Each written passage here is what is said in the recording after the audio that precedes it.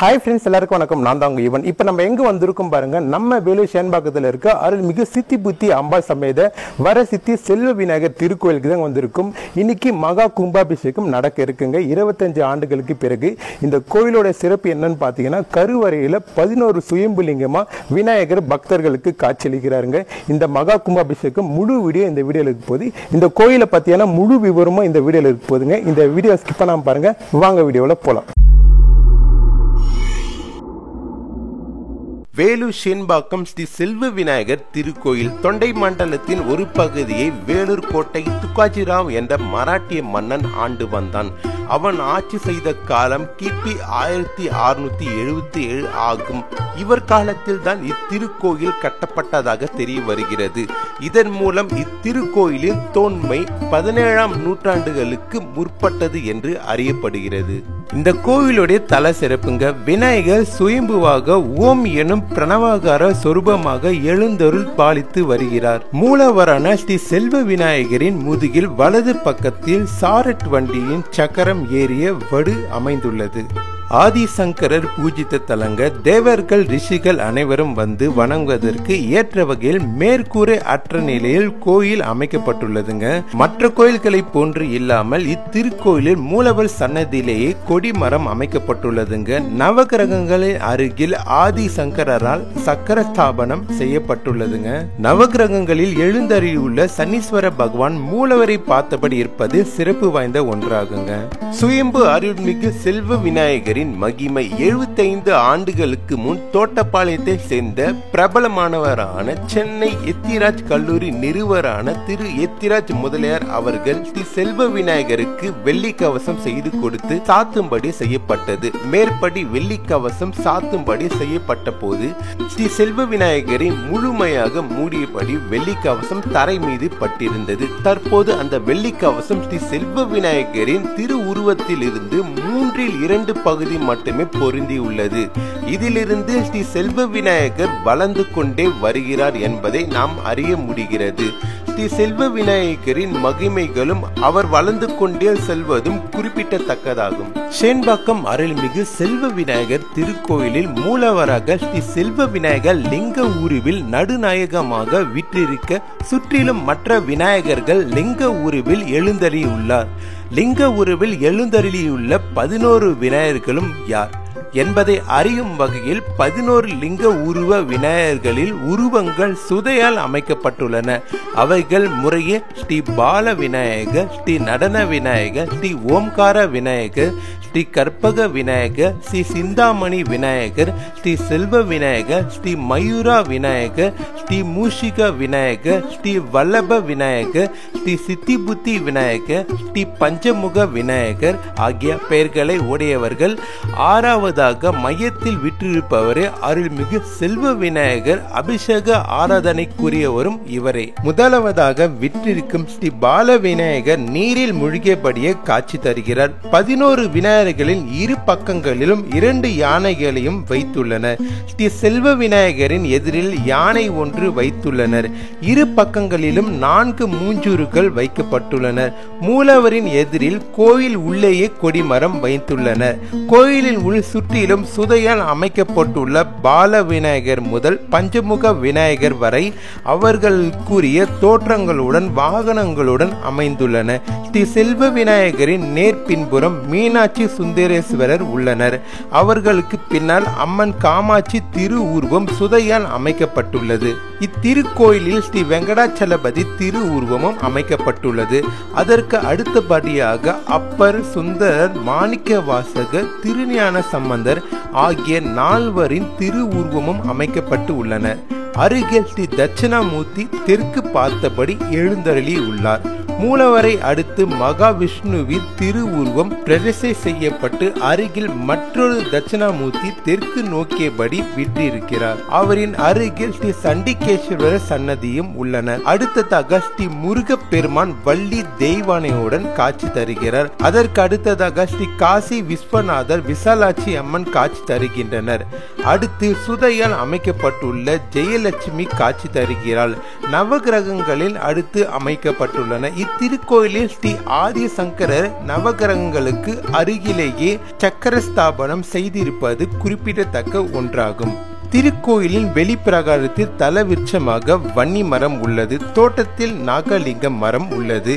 நாகலிங்க பூக்கள் மிகவும் சிறப்பு வாய்ந்தவை. திருக்கோயிலின் வெளிப்புறத்தில் திருக்குளம் அமைந்துள்ளது.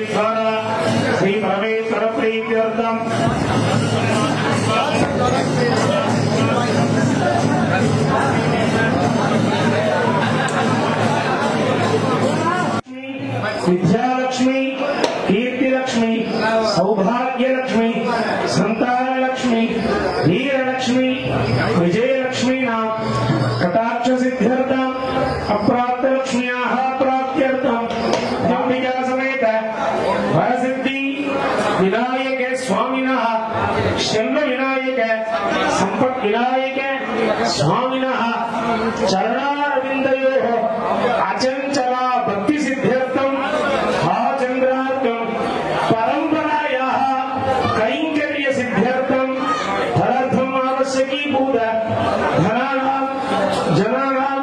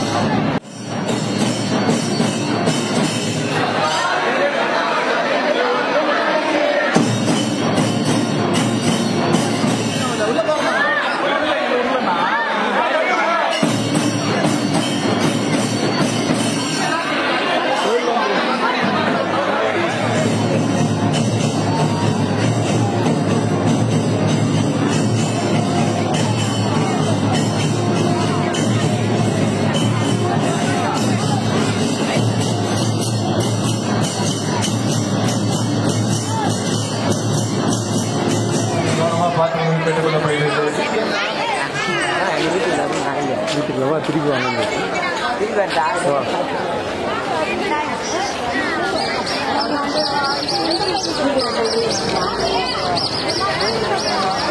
ஃப்ரெண்ட்ஸ், ஃபைனலாக வீடியோட எண்டுக்கு வந்துட்டு வீடியோலாம் பார்த்துருப்பீங்க. மகா கும்பாபிஷேகம் மிக சிறப்பாக வந்து நடைபெற்றதுங்க.